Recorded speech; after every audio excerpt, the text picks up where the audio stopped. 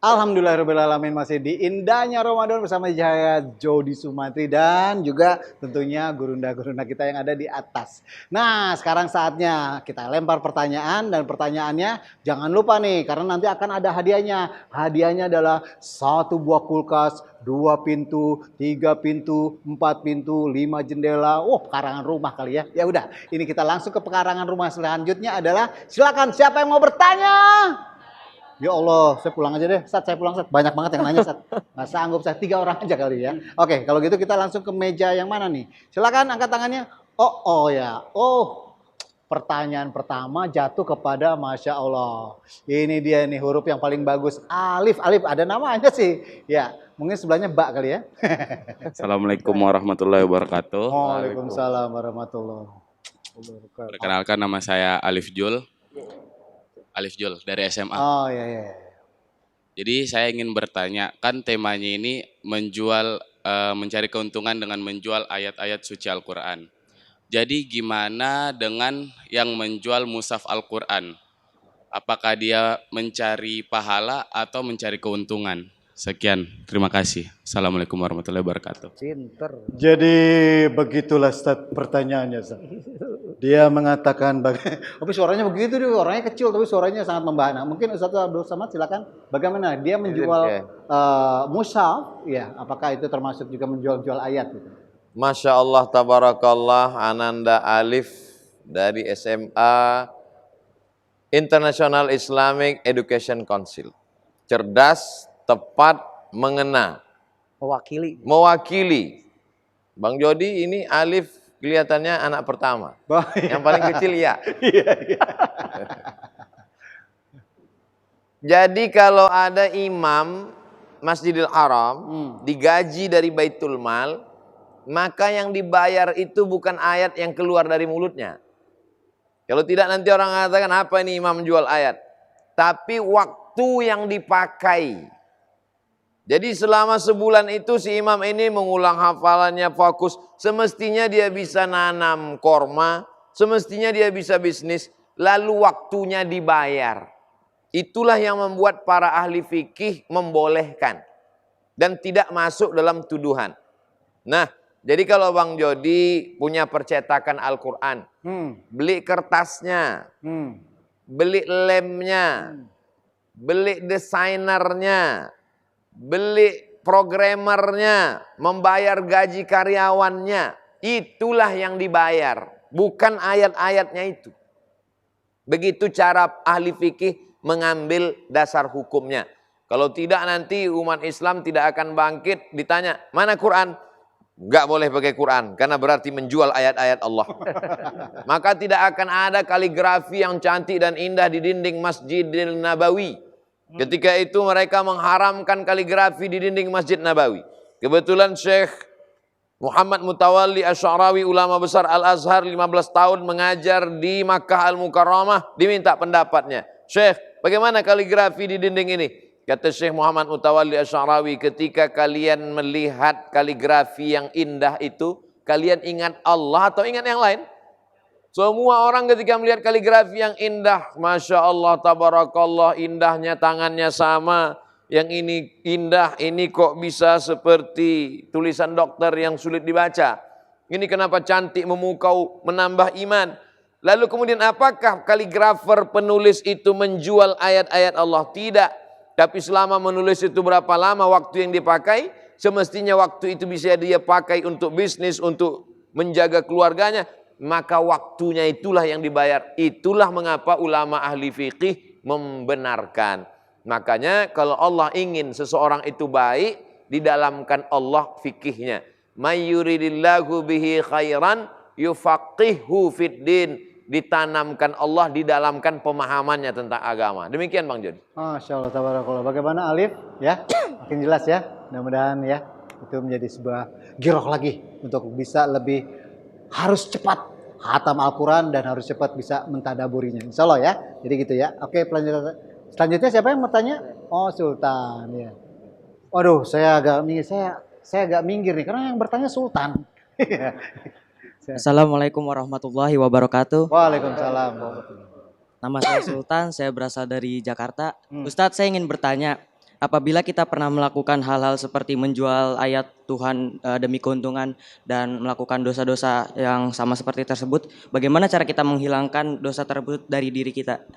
Ya, sekian terima kasih. Wassalamualaikum warahmatullahi wabarakatuh. Waalaikumsalam warahmatullahi. Ya, silakan Kiai, mungkin bisa di Tubu ilallahi taubatan nasuha.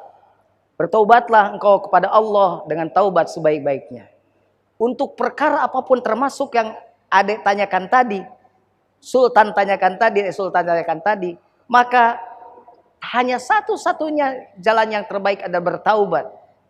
Memohon ampunan Allah dengan tidak mengulangi lagi perbuatan itu dan tetap dan menyesal dengan perbuatan yang dilakukan itu dan berniat untuk tidak mengulangi, kemudian berniat juga untuk untuk melakukan kebaikan yang lebih baik daripada sebelumnya. Yang penting adalah bagaimana Anda masih diberi kesempatan dan waktu oleh Allah, berbahagialah tidak mengulangi perbuatan itu dan segera bertobat kepada Allah. Masya Allah, tabarakallah. Ya, oke, pertanyaan berikutnya silakan. Ya, oke. Kamu bawa sisir gak? Gak, Pak. Oh enggak, ya udah enggak apa-apa. Rambutnya terlalu miring misalnya. Oke. Silakan. Assalamualaikum warahmatullahi wabarakatuh. Maskernya boleh dibuka? Warahmatullahi wabarakatuh. Salam. Perkenalkan, nama saya Faros dari kelas SMP, berasal dari Balikpapan. Saya izin bertanya Pak, misalnya kalau ada orang yang lagi khutbah, terus dia menyampaikannya itu ayat palsu Pak, tapi kita udah telanjur ikut Pak, udah telanjur percaya, terus kita melakukannya, itu bagaimana Pak? Sekian Pak, terima kasih. Oh, barakallahu fik. Ya, maksudnya saat apa mungkin hadisnya doif gitu saat ya. Silakan Ustaz Abdul Somad. Ada orang berkhutbah. Ketika khutbah itu judulnya menjaga kesehatan. Yang disampaikannya hadis al-bazinjan shifaun min kulli da. Terung obat dari segala macam penyakit. Hadis palsu. Kemudian Faros pun pulang ke rumah beli terung 2 kilo. Pagi terung, siang terung, malam terung. Apa hukumnya mengamalkan itu? Padahal hadisnya bukan hadis dhaif, hadis palsu. Palsu. Hadis tentang terung obat dari segala macam obat adalah hadis palsu. Yang membuatnya siapa? Tukang jual terung biar laku. Bagi yang menyampaikan, maka dosa besar kalau dia sudah tahu. Man kadzdzaba alayya muta'ammidan. Siapa yang berdusta terhadap aku secara sengaja, sadar tahu, falyatabawa maq'adahu minan nar, maka siapkanlah tempat duduk dari api neraka. Jadi kalau dia khutbah 5 kali, sudah booking 5 seat di api neraka hanya karena menyampaikan terung.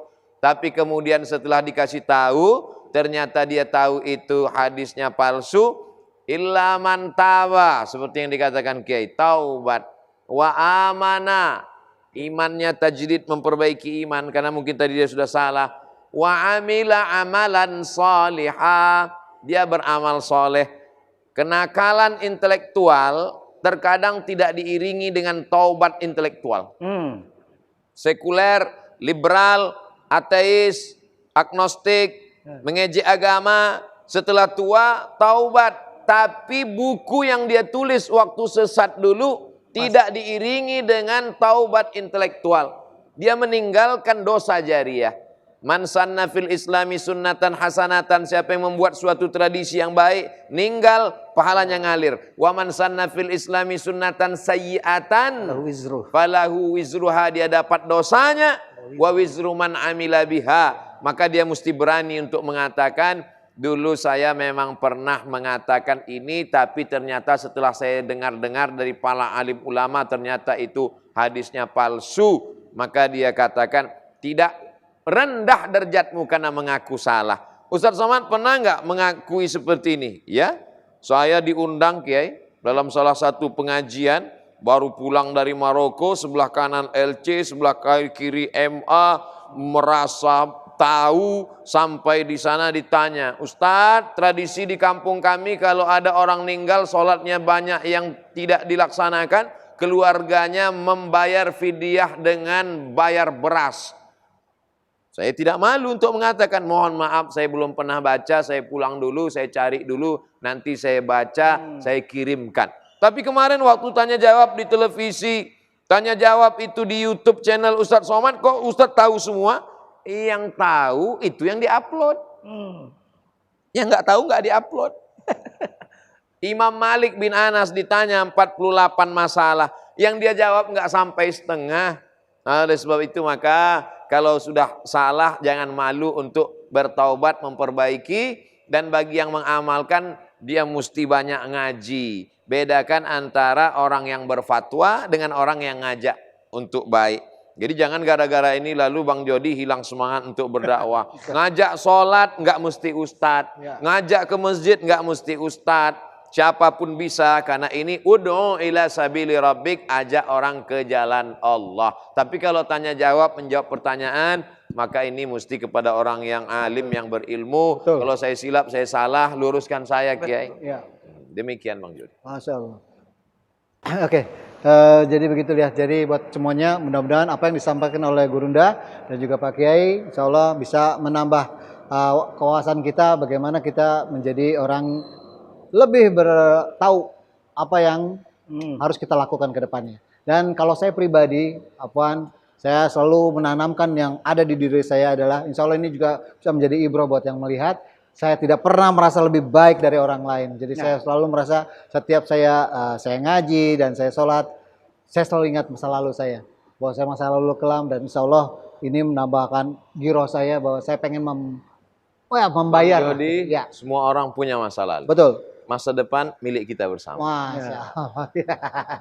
Baik Ustadz, ini insya Allah hari ini dan juga pemirsa indahnya Ramadan di rumah, insya Allah puasanya hari ini diterima Allah Azza wa Jalla, amin. Dan Afwan Ustadz, silakan untuk pimpin doa Ustadz. Astaghfirullahalazim, astaghfirullahalazim, astaghfirullahalazim, alladzi la ilaha illa huwal hayyul qayyum wa atubu ilaih. A'udzu billahi minasyaitonir rajim. Bismillahirrahmanirrahim. Alhamdulillahi rabbil alamin. Wassalatu wassalamu ala asyrafil anbiya'i wal mursalin wa ala alihi wa sahbihi ajmain. Allahumma ja'alna minat tawwabin. Jadikan kami orang yang bertaubat. Waj'alna minal mutatahhirin. Jadikan kami orang yang mensucikan hati dan diri. Waj'alna min ibadikas salihin. Jadikan kami hamba-hambamu yang saleh. Allahumma inna nas'alukal huda, kami mohon hidayah darimu ya Allah. Wattuqa, rasa takut dalam hati kami untuk berbuat dosa. Wal afaf, menjaga diri dari yang haram dan syubhat. Wal ghina, berikanlah kami kecukupan. Allahumma aghnina bihalalika an haramik, cukupkan kami dengan yang halal sehingga kami tidak sibuk mencari yang haram ya Allah. Allahumma innaka afuwun tuhibbul afwa fa'fu anna. Rabbana atina fid dunya hasanah wa fil akhirati hasanatan wa qina adzaban nar. Wa sallallahu ala sayyidina Muhammad wa ala alihi wa sahbihi wa sallam walhamdulillahi rabbil alamin. Alhamdulillahi rabbil alamin. Masya Allah, tabarakallah. Sekali lagi terima kasih banyak Ustadz. Insya Allah saya pribadi terutama ya bisa mendapatkan ilmu yang sangat bermanfaat. Kiai Jun, terima kasih banyak atas waktunya. Dan juga pemirsa di rumah jangan kemana-mana, karena tetap setiap sebelum azan berkumandang di TV One ada indahnya Ramadan bersama UAS dan sahabat. Saya undur diri, Jody Sumantri. Wassalamualaikum warahmatullahi wabarakatuh.